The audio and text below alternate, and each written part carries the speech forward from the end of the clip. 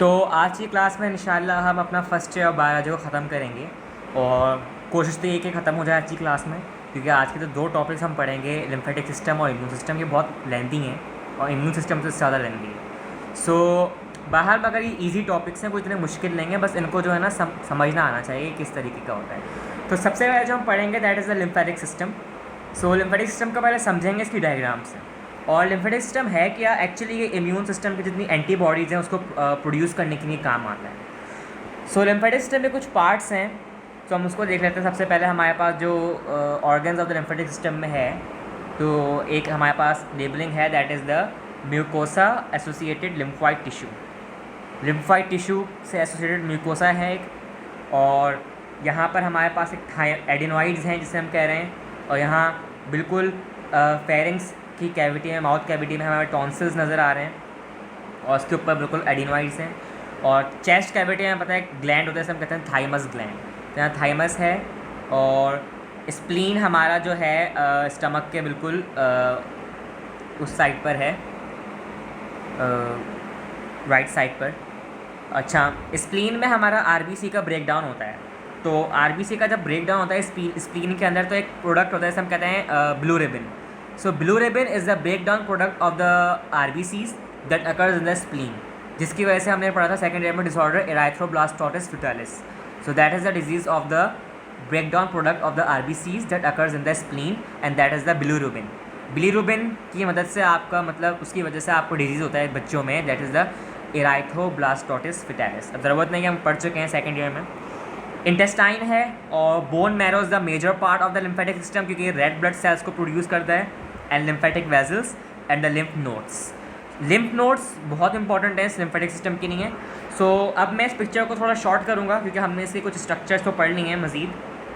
अब हम हर स्ट्रक्चर की डिटेल में जाएंगे और इस सिस्टम को समझेंगे, क्योंकि हमारे एसएलओ में बहुत हाईलाइट किया हुआ है लिम्फेटिक सिस्टम और इम्यून सिस्टम को, और ये बाकी ट्रांसपोर्ट का सबसे मेन सिस्टम है। सो लिम्फेटिक सिस्टम की अगर मैं यहाँ पे हेडिंग डालूँ,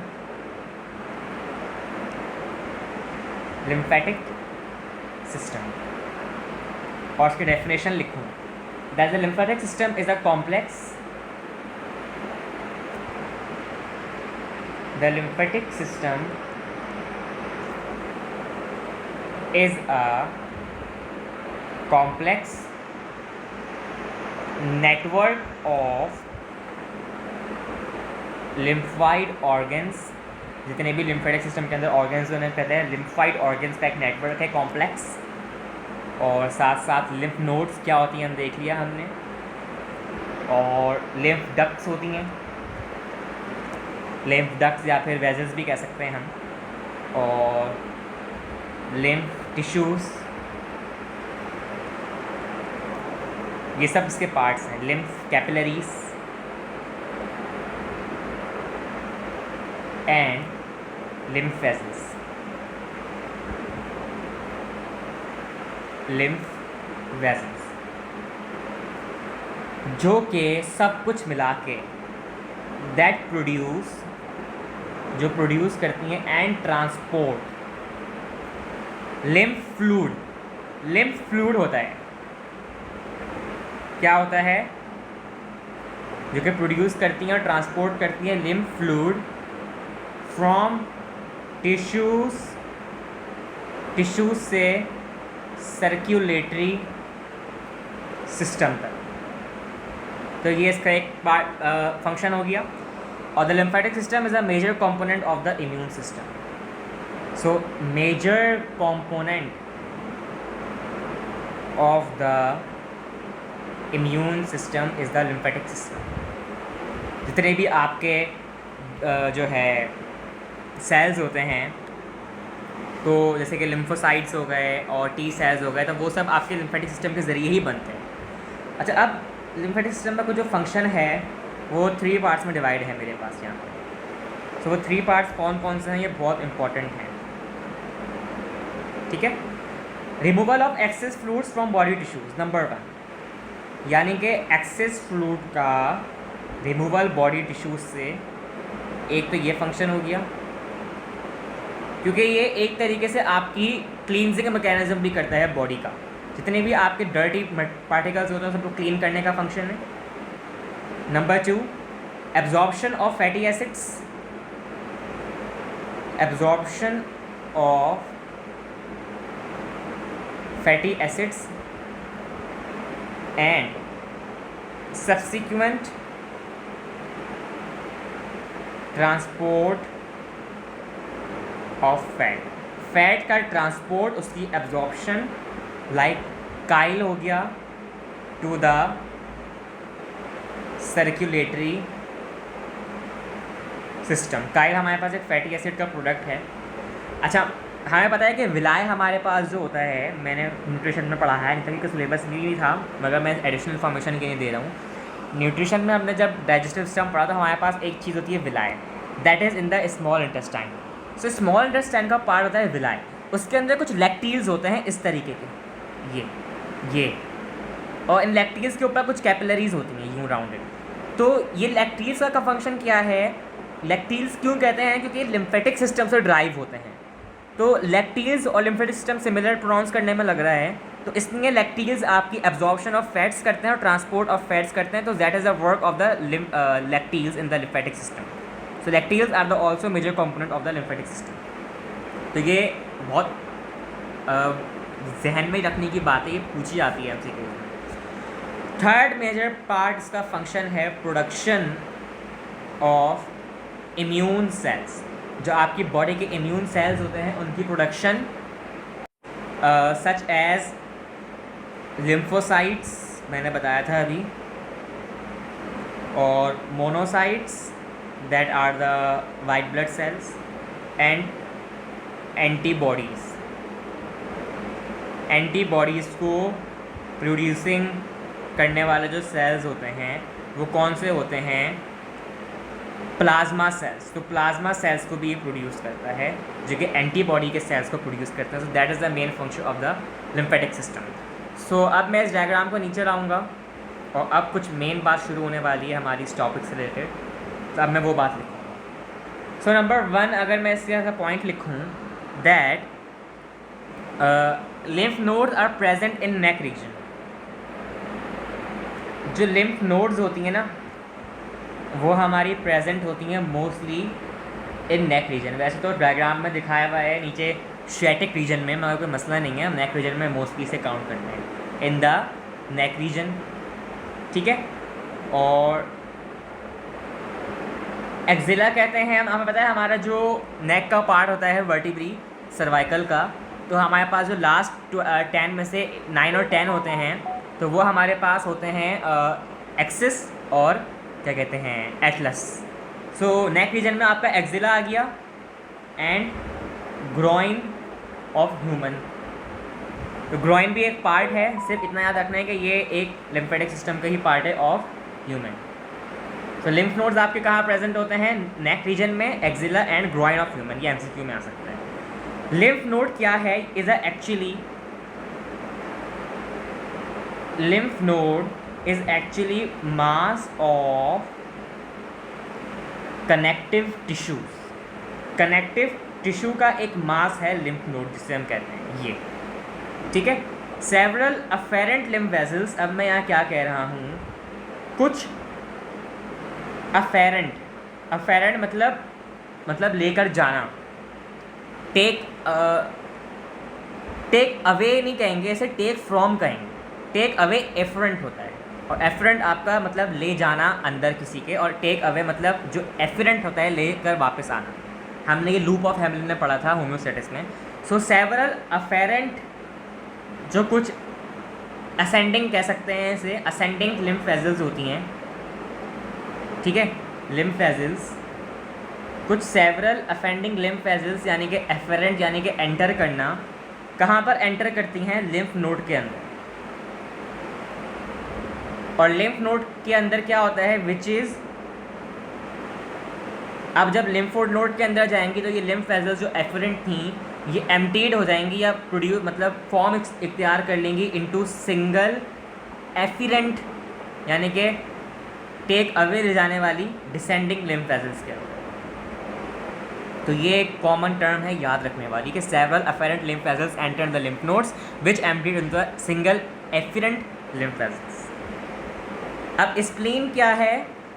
spleen is a lymphoid mass. Lymphatic system का एक मास है जिसे हम कहते हैं spleen. That is the main component of the lymphatic system. ठीक है। अच्छा, अब मैंने अभी से विलायकी और लैक्टीज की बात बताई, तो मैं उसको दोबारा यहाँ पर समराइज करूँगा। The branches of lymph capillaries, मैं लिख रहा हूँ branches of lymph capillaries. Lymph capillaries जो नज़र आ रही हैं ये इस टाइप की, ये सब जो लिम्फ कैपिलरीज की जो ब्रांचेस हैं in the villi of small intestine, तो लिम्फ कैपिलरीज की जो स्मॉल इंटेस्टाइन में ब्रांचेस हैं उन्हें हम क्या कहते हैं? लैक्टील्स। तो लैक्टील्स का काम क्या है? Absorption and the transport of the fatty acids. ठीक है। अच्छा, अब जो लिम्फ नोड है जिसका मेजर फंक्शन है इस पूरे सिस्टम में, लिम्फ नोड्स हैव मैक्रोफेजेस। कुछ बड़े पार्टिकल्स होते हैं जिन्हें हम कहते हैं मैक्रोफेजेस। ठीक है। तो लिम्फ नोड्स के पास क्या है? मैक्रोफेजेस एंड लिम्फोसाइट, जो कि बोथ इम्यून सिस्टम के लिए रिस्पॉन्सिबल हैं। तो लिम्फ नोड्स के पास मैक्रोफेजेस भी हैं और लिम्फोसाइट्स भी हैं, विच डिस्ट्रॉय फॉरेन पार्टिकल्स, या फिर जो कि डिस्ट्रॉय करते हैं, विच डिस्ट्रॉय फॉरेन इन्वेडर्स, या फिर पार्टिकल्स एक ही बात है, या फॉरेन आपके एनिमीज़ हो गए, सच एज वायरस, बैक्टीरिया। सो इनको भी डिस्ट्रॉय करते हैं लिम्फ नोड्स के अंदर जो लिम्फोसाइट्स और मैक्रोफेजेस होते हैं। स्प्लीन का काम क्या है? स्प्लीन करता है, spleen filters blood. Spleen filters blood by exposing it to the macrophages and lymphocytes. इसका मतलब क्या है बता दो। By exposing blood to the macrophages and lymphocytes. तो स्प्लीन का मेन फंक्शन है कि ब्लड को फिल्टर करना, कि उसको मैक्रोफेजेस और लिम्फोसाइट्स के हवाले कर दिया जाए ताकि वो दोनों वायरसेस और बैक्टीरिया को इंगल्फ कर लें और उसको ख़त्म करके ब्लड को फिल्टर कर लें। अब जो लिम्फोसाइट्स हैं ना आपके, लिम्फोसाइट्स क्या होते हैं अभी हम इम्यून सिस्टम में पढ़ेंगे, मगर अभी सिर्फ इतना रखना है कि भाई लिम्फोसाइट्स हैं। So lymphocytes are produced by spleen. Spleen produce करता है लिम्फोसाइट्स को, सही है। और उसी के साथ साथ स्प्लीन के साथ साथ थाइमस भी करता है, थाइमस ग्लैंड भी प्रोड्यूस करता है, टॉन्सिल्स भी प्रोड्यूस करते हैं और एडिनोइड्स भी प्रोड्यूस करते हैं लिम्फोसाइट्स को। तो ये बड़ा इंपॉर्टेंट पार्ट है इस वक्त लिम्फेटिक सिस्टम का जो मैंने बताया है। That is the key to remember. अच्छा, अब इस पिक्चर को दोबारा नीचे लाना पड़ेगा कि अब इसको समझना है अच्छी तरह। और सही है। तो they are two lymph ducts. हमारे पास दो लिम्फ डक्ट्स होती हैं, टू लिम्फ डक्ट्स। कौन कौन सी? एक जिसे हम कहते हैं लिम्फेटिक डक्ट, एक जिसे हम कहते हैं लिम्फेटिक डक्ट। सो ये इसका काम क्या है? लिम्फेटिक डक्ट का काम यह है कि ये ड्रेन करती है, यानी कि मतलब ड्रेनिंग का मतलब समझ आ रहा होगा कि मतलब उसको फेंकती है, ब्लड को फेंकती है, या फिर उसे हम कहते हैं ना बारिश का पानी ड्रेन हो रहा है नीचे, तो मतलब इस तरह गिरना या फिर लीक होना। तो लिम्फेटिक डक्ट का काम क्या है? It drains the upper right portion, upper right portion जो होता है बॉडी का, upper right portion of the body, उसको ड्रेन करती है, जिसके साथ साथ returning lymph to the blood stream via right subclavian when. अब इसका मतलब क्या है मैं समझाता हूँ कि भाई लिम्फेटिक डक्ट का काम ये है कि ये आपके जो ब्लड है ना, उसको ड्रेन करती है अपर right portion of the body, कर दिया। उसके बाद वापस ले जाती है रिटर्निंग लिम्फ, लिम्फ यानी कि हम यहाँ पे ब्लड को कह रहे हैं, रिटर्निंग लिम्फ जो कि आपका फिल्टर्ड होता है, lymph to the blood stream, उस फिल्टर्ड ब्लड को आपके ब्लड स्ट्रीम में ले जाती है, और जो है किसके ज़रिए, राइट सब क्लेवियन वेन। ये क्या थी, हम हार्ट के स्ट्रक्चर में पढ़ चुके हैं कि ब्रैकियोसेफेलिक आर्टरी, कैरोटिड आर्टरी और सब क्लेवियन वेन, तो ये हम पढ़ चुके थे हार्ट के फंक्शन में, तो दोबारा मैंने बता दिया है। तो that is the function of the lymphatic duct. Part 2 that is the thoracic duct. Thoracic का मतलब समझ आ गया होगा, चेस्ट कैविटी। तो drains the rest of the body into the left subclavian when. तो अब क्या बचा हमारे पास, जो अदर बॉडी पार्ट्स हैं, drain the rest of the body into the left subclavian vein. ठीक है, तो ये rest of the body part को ड्रेन करती है to the left subclavian vein. So that is the main difference between lymphatic duct and thoracic duct. अच्छा, अब जो हमारे लास्ट पॉइंट है इस लिम्फेटिक सिस्टम का वो है लिम्फेटिक कैपिलरीज। लिम्फेटिक कैपिलरीज जो होती हैं हमारे पास, जो यहाँ पे नज़र भी आ रही हैं आपको, ये वेजल्स हैं लिखी हुई, एक ही बात है, कैपिलरीज भी कह सकते हैं मैंने। सो लिम्फेटिक कैपिलरीज जो होती हैं वो ज्वाइन करती हैं टुगेदर, वो आपस में ज्वाइन करती हैं टुगेदर टू फॉर्म, क्या बनाती हैं, लिम्फेटिक वेजल्स। तो स्मॉलर कैपिलरीज ज्वाइन करके क्या बनाती हैं, लिम्फेटिक वेजल्स। ठीक है, विच एम्प्टी इनटू द, जो एम्प्टी होती हैं, जो खाली होती हैं, यहाँ पर जाती हैं अंदर, इनटू सब क्लेवियन वेन्स। तो ये सब क्लेवियन वेन्स के अंदर जाती हैं ये वाली lymphatic veins. So that is the most important point of this topic. तो ये भी बहुत ज़रूरी बात थी। सो यहाँ तक हमने अपना लिम्फेटिक सिस्टम को बिल्कुल अच्छी तरह कवर किया। ठीक है, और इसको कवर करना ही हमारे लिए बेहतर था, क्योंकि ये एक बहुत ही बहुत कॉन्सेप्चुअल टॉपिक है, तो इसलिए इसको कवर करना लाजमी था। सो इसी के साथ साथ हम अपने इम्यून सिस्टम पर आ गए हैं, क्योंकि मैंने इसकी पिक्चर ली है, क्योंकि इम्यून सिस्टम इतना बड़ा टॉपिक है कि इसको, और इस पर इतना मटेरियल है कि अगर मैं लिखने बैठूँगा तो हमारे 2-3 लेक्चर्स तो ज़ाया होंगे ही होंगे। तो इससे अच्छा मैं सोचा मैं इसको बगैर लिखे ही इसकी पूरी पिक्चर दिखा के हर चीज़ का मटेरियल प्रोवाइड करके इसको समझा दूँ, ताकि हमारा आज ही फर्स्ट ईयर का बायोलॉजी कवर हो जाए, और विद इम्यून सिस्टम हम इतनी अच्छी में अपने आप को कर लेंगे कि हमें ये पूरी अच्छी तरह याद होगा। तो इम्यून सिस्टम को शुरू करते हैं। सबसे पहले हमारे पास टर्म है, पहले मैं इसको थोड़ा सा लाइट कर दूँ पॉइंटर को, ताकि ज़्यादा डार्क या फिर इतना मतलब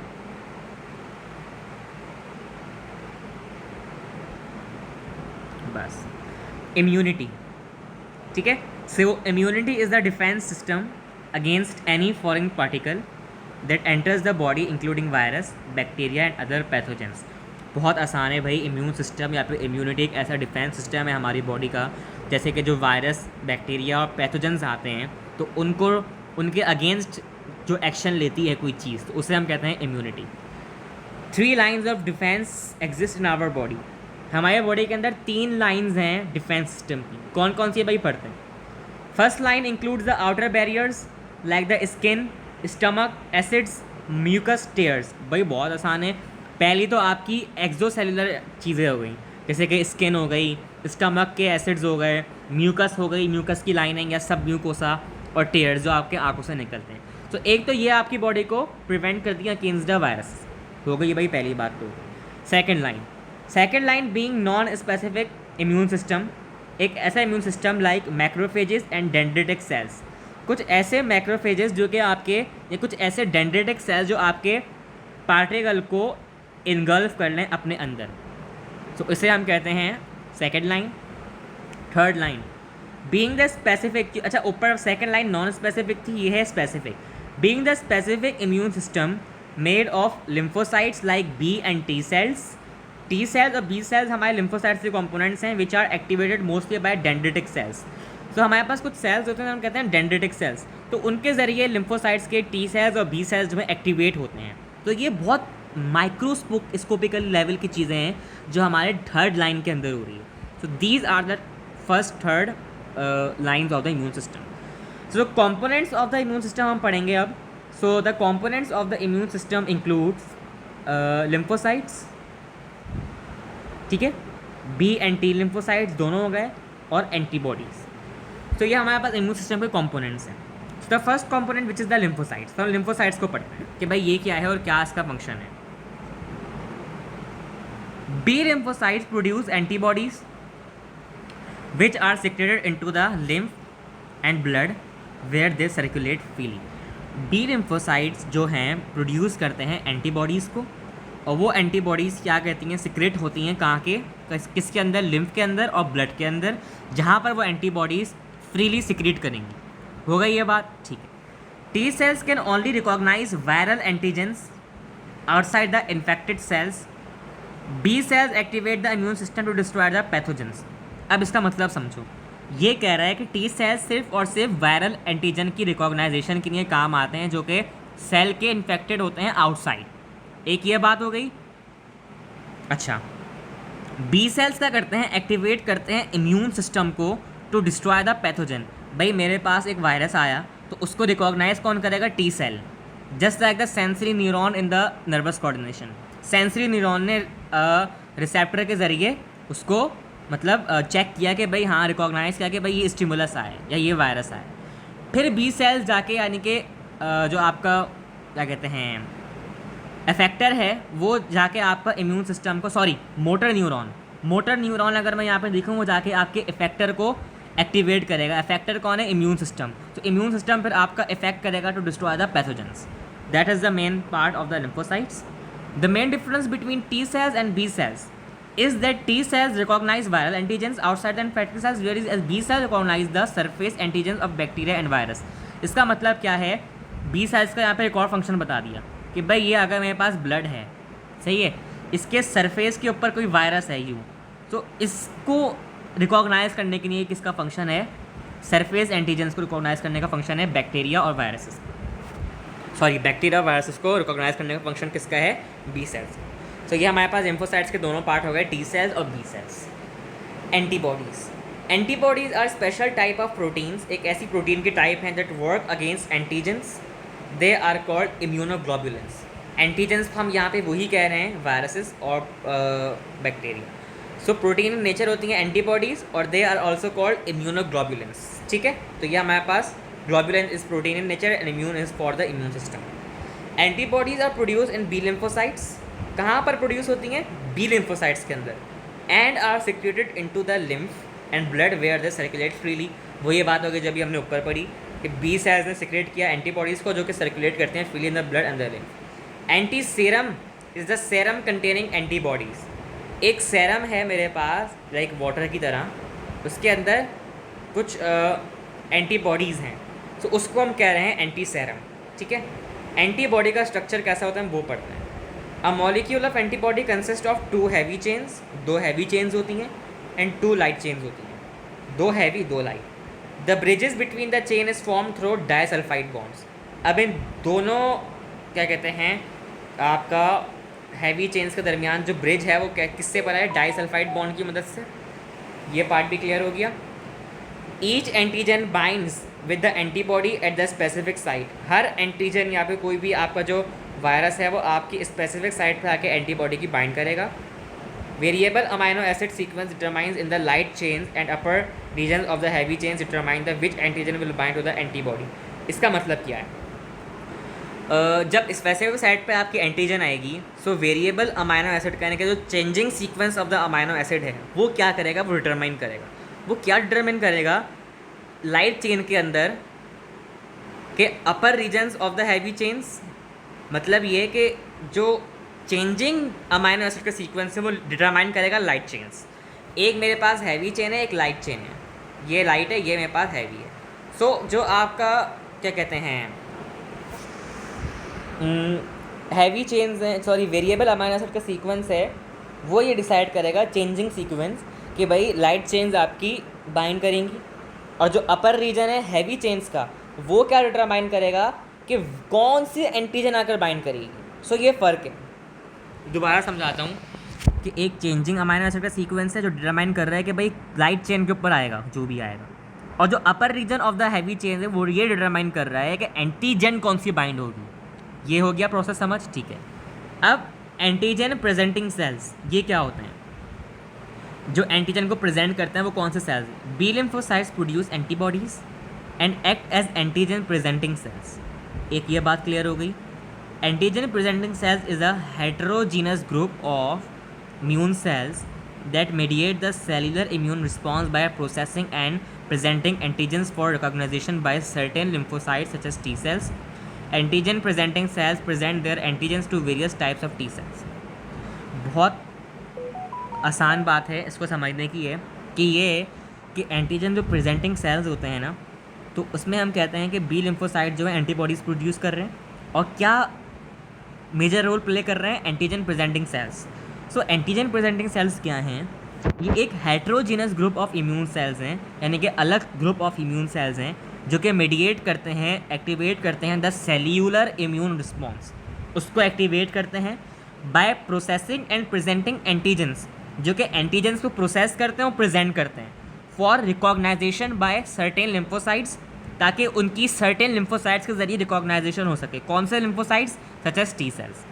antigen presenting cells present their antigens, अपने एंटीजेंस को प्रेजेंट करते हैं to various types of cells, बहुत सारे सेल्स जैसे कि बी सेल्स हो गए, टी सेल्स हो गए। अपॉन इन्फेक्शन, जब आपका इन्फेक्शन होता है और damage, monocytes differentiate into macrophages और डेंड्रिटिक सेल्स।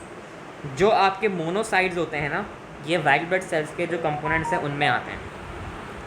सो मोनोसाइट्स क्या होते हैं? इन्फेक्शन के ऊपर डिफ्रेंशिएट आते हैं मैक्रोफेजेस में और डेंड्रिटिक सेल्स में, ठीक है। इन दोनों का काम, मैक्रोफेजेस और डेंड्रिटिक सेल का, इन्फेक्शन को इनगल्फ कर देना है, बैक्टीरिया को खा जाना है, ठीक है। 3 main antigen presenting cells are dendritic cells, एक ये हो गया नंबर 1, बी लिम्फोसाइट्स एक ये हो गया नंबर 2, और number 3 which is the macrophages. तो ये आपके 3 मेन एंटीजन प्रेजेंटिंग सेल्स हैं, टी सेल्स नहीं है। Major histocompatibility complex is a large group of genes that code for proteins that play an essential role in antigen presentation to T lymphocytes. ये कहा जा रहा है कि कुछ मेजर एक कॉम्प्लेक्सिटी है कि लार्ज ग्रुप ऑफ जीन्स जो हैं, जो कि प्रोटीन्स के लिए कोड करती हैं, वही सबसे ज़्यादा इंपॉर्टेंट रोल पैदा करती हैं antigen presenting to T lymphocytes, T lymphocytes को एंटीजन प्रेजेंट करने के लिए। ये भी एक इंपॉर्टेंट टर्म हो गई। इसी के साथ साथ हम आगे बढ़ेंगे। अब हम पढ़ेंगे टाइप्स ऑफ इम्यूनिटी, कि इम्यूनिटी की कौन सी टाइप्स हैं। एक होती है पैसिव, एक होती है एक्टिव। तो हम इन दोनों को पढ़ते हैं कि भाई जो पैसिव इम्यूनिटी है ना, इसमें क्या होता है? Antibodies are introduced in the form of antiserum. Antiserum की तौर पर एंटीबॉडीज़ को प्रोड्यूस किया जाता है। Antigen antibody complexes are form, antigen और एंटीबॉडी कॉम्प्लेक्स फॉर्म होता है, which are destroyed by phagocytes, जो कि मैक्रोफेजेस या फिर डेंड्रिटिक सेल्स के ज़रिए डिस्ट्रॉय किए जाते हैं। It is use to curb active infections, active infections को खा जाने का इसका काम है या फिर उसको रोक देने का काम है। अब जो एक्टिव इम्यूनिटी उसका काम क्या है? The use of vaccines to develop immunity against the disease और इन्फेक्शन। पैसिव तो नेचुरल है, मगर एक्टिव हम इन्फेक्ट करा रहे हैं वैक्सीन ताकि वो उस वायरस के ज़रिए लड़ सकें। Active immunity can be achieve in 2 ways, 2 तरीके से ये पाई जा सकती है। कौन से भाई? Artificially induce active immunity, antigens for the disease are artificially introduce in the body. Antigens को ज़बरदस्ती इंट्रोड्यूस किया जाता है जिसके ज़रिए आपकी इम्यून सिस्टम एक्टिवेट होता है। नेचुरली इंट्रोड्यूस एक्टिव इम्यूनिटी कौन सी है? The person is expose to an antigen, becomes ill and survives, immunity is developed against the disease. इसका मतलब क्या है कि एक डिजीज़ को ज़बरदस्ती डाला गया इंसान के अंदर और इंसान के टी लिम्फोसाइट्स ने उसको जो है रिकॉग्नाइज़ किया, ठीक है, और फिर अब आगे आने वाली दफ़ा में वो उसकी इम्यूनिटी डेवलप हो चुकी है। सो इस टाइप के हम कहते हैं सेकेंडरी इम्यून रिस्पॉन्स। अब दोबारा होगी तो ऑटोमेटिकली आपका डेवलप हो जाएगा इम्यून सिस्टम या फिर response. This math it shows N immediate but not long lasting response. ये जल्दी तो कर देता है इफेक्ट, मगर ज़्यादा देर तक नहीं टिकता। कौन सा? Passive immunity. तो पैसिव इम्यूनिटी क्या है? It is gets activated only when the body expose to the antigen. अब पैसिव इम्यूनिटी का मतलब ये है कि ये जब एक्टिवेट होती है, जब बॉडी को एक्टिवेट किया जाता है, एक्सपोज किया जाता है एंटीजन के ऊपर, ठीक है। So it shows an immediate but not long lasting response. जल्दी तो ज़्यादा, मैं ज़्यादा देर तक नहीं चलता। This method is use to combat active infection of tetanus, infectious hepatitis, rabies, snake bite, venom. अब ये एक इंतहाई इम्पॉर्टेंट पॉइंट है कि मैंने कहा पैसिव इम्यूनिटी एक ऐसी टाइप की है जो सिर्फ कम टाइम के लिए होती है मगर जल्दी होती है। कब होती है? जब हम उसको एक्सपोज करते हैं एंटीजन के ऊपर। ये मेथड किस लिए है? जो एक्टिव इन्फेक्शंस होते हैं जैसे कि tetanus, infectious hepatitis, rabies, snake bite, venom, इसके लिए पैसिव इम्यूनिटी है। एक्टिव इम्यूनिटी आपकी जो है वैक्सीन्स को डेवलप करने के लिए होती है, तो वो अलग है, ठीक है। अब हमारे पास टाइप है that is the cell mediated immunity. ये बहुत इंपॉर्टेंट है इस सारे पूरे चैप्टर का। सेल मेडिएटेड इम्यूनिटी क्या होती है? Cell mediated immunity is an immune response, एक ऐसा इम्यून रिस्पॉन्स है that does not involve antibodies, जो कि एंटीबॉडीज़ को इन्वॉल्व नहीं करता, but rather involve the activation of phagocytes. Phagocytes से एक्टिवेशन करा देता है एंटीजन स्पेसिफिक कुछ टॉक्सिक टी लिम्फोसाइट्स होते हैं उनको, and the release of various cytokinesis in response to an antigen. So ये हमारे पास सेल मेडिएटेड है कि जिसमें एंटीबॉडीज़ नहीं होती मगर phagocytes, antigen specific toxic T lymphocytes और release of various cytokines in the response to an virus, उसके लिए cell mediated immunity. Humoral immunity क्या होती है? प्लाज्मा सेल होते हैं, clone are form in the humoral immunity, मतलब प्लाज्मा सेल के क्लोन्स हो जाते हैं ह्यूमरल इम्यूनिटी के अंदर, ठीक है। B cells recognize antigens and form plasma cell clones. B cells क्या करते हैं? एंटीजन्स को रिकॉग्नाइज करते हैं और फॉर्म करते हैं प्लाज्मा सेल्स के क्लोन्स, कर लिया, जो कि लिबरेट करता है antibodies into blood, plasma and tissue fluid. बहुत आसान है, फिर वो ब्लड के प्लाज्मा टिश्यू फ्लूइड में जाकर उसको लिबरेट कर देते हैं। That is a humoral immunity. तो इन दोनों का बड़ा मेन पॉइंट है सेल मेडिएट और ह्यूमरल के अंदर। अब आते हैं immunity vaccination. Administration of substances to a person with the purpose of preventing a disease. अब किसी को डिजीज़ हुआ, उसके अंदर हमने वैक्सीन डाली ताकि वो बच सके, जैसे कि कोविड-19 की वैक्सीन डाल लेते सब। Vaccine is usually compose of a killed और weakened microorganism which works by creating a type of immunity response that enables the memory cells to later respond to a similar organism before it can cause disease. Immunity vaccine का मतलब ये है कि कोई bacteria या micro organism को हम killed करते हैं या उसको हम वीक करते हैं और उसके ज़रिए हम वैक्सीन के ज़रिए उसको बॉडी के अंदर डालते हैं और वो एक डालने से एक मेमोरी बन जाती है बॉडी के अंदर। अब जब भी वही उसी तरीके का कोई वायरस आएगा तो वो उसको डिटेक्ट कर लेगा आगे के लिए, तो मेमोरी सेल्स के अंदर स्टोर हो जाएगा। The vaccine itself should not cause disease. Vaccine disease cause नहीं करती। Vaccines help protect against many diseases that use to be much more common. Examples include tetanus, diphtheria, mumps, measles, pertussis, whooping cough, meningitis, and polio. Many of these infections can cause serious or life-threatening illness and may lead to lifelong health problems. Because of vaccines, many of the illness are now rare. मतलब बहुत ज़्यादा आपकी जो बीमारियाँ हैं वो ख़त्म हो रही हैं और इस दुनिया में कम हो रही हैं वैक्सीन की मदद से। Types of viral vaccination. Viral vaccination कुछ टाइप्स हैं। मॉडिफाइड लाइव वायरस वैक्सीनेशन और kid virus vaccination. Modified live virus, sorry मैंने लाइव बोल दिया, प्रोनाउंसिएशन गलत होगी। मॉडिफाइड लिव वायरस वैक्सीन, सही है। Modified live virus vaccine is a prepared from either virulent virus और एटीन्यूटेड म्यूटेंट, ठीक है। तो इसका मतलब ये है कि जो मॉडिफाइड लिव वायरस वैक्सीन है ये ऐसी है, ये प्रिपेयर की आती है तो वायरुलेंट वायरस से या फिर कुछ ऐसा म्यूटेंट जिसको हम वीक कर दें। They are capable of multiplying in the host to amplify the amount of antigen and cause subclinical infection to trigger an immune response similar to that occurring after natural vaccines. So modified live virus vaccine ऐसी है कि हम किसी भी virus को infect कराते हैं ताकि उसके ज़रिए जो उसकी एंटीजन के ज़रिए जो कुछ हमारे पास रिस्पॉन्सेज हैं वो ट्रिगर हो सके, इम्यून रिस्पॉन्स क्या कहते हैं, जो कि आपकी नेचुरल वैक्सीनेशन से बाद में होता है। It is prepared from naturally occurring virus of low virulence attenuated vaccine. अब हम पढ़ते हैं एटीन्यूटेड वैक्सीन की, इसका मतलब क्या है। An attenuated vaccine is a vaccine created by reducing the virulence of pathogen but still keeping it viable or live. Attenuation takes an infectious agent. Attenuation क्या है? Takes an infectious agent and alters it so that it becomes harmless or less virulent. So attenuated का मतलब ये है कि less जो आपका harmful होता है उस वायरस को लिया जाता है, ठीक है, और जो आपका मॉडिफाइड है उसमें आपका डेंजरस वायरस को लिया जाता है, ठीक है. सो ये दो हमारे पास वायरल वैक्सीनेशन की टाइप्स हैं. Advantages of the viral vaccination: they activate all phases of the immune system, elicit humoral IgG and local IgA. ये हमारे पास इम्यूनोग्लोबिन्स कुछ रिस्पॉन्सेज होते हैं तो ये एक्टिवेट करते हैं उनको, IgG और IgA, ठीक है. इम्यूनोग्लोबिन A, इम्यूनोग्लोबिन G भी होता है और B भी होता है, तो हमने यहाँ पे एक ही बात की. There is an immune response to all protective antigen. हर एंटीजन के मुताबिक ये इम्यून रिस्पॉन्स एक्टिवेट करते हैं. They give quickly immunity in majority of vaccine. ज़्यादातर जल्दी इम्यूनिटी दे देते हैं. In the case of polio and adenovirus administration is easy. इन दोनों के लिए आपकी administration of this vaccine is very easy. Easily transported in the field can lead to elimination of wild tribe virus from the community. बहुत खतरनाक virus को eliminate कर सकती है. लो कॉस्ट टू प्रोड्यूस, बहुत कम पैसे होते हैं इसकी प्रोडक्शन के लिए. Killed virus vaccine generally required more than 1 dose to induce immunity and periodic booster doses to maintain immunity.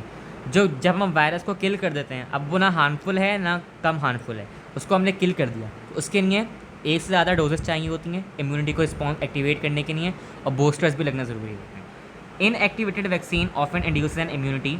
एक ऐसी इम्यूनिटी इंड्यूस करती है inactive vaccine that is less productive, जो कि बहुत कम प्रोडक्टिव होती है and of a shorter duration, बहुत कम टाइम की नहीं होती है, than that induced by modified live vaccine.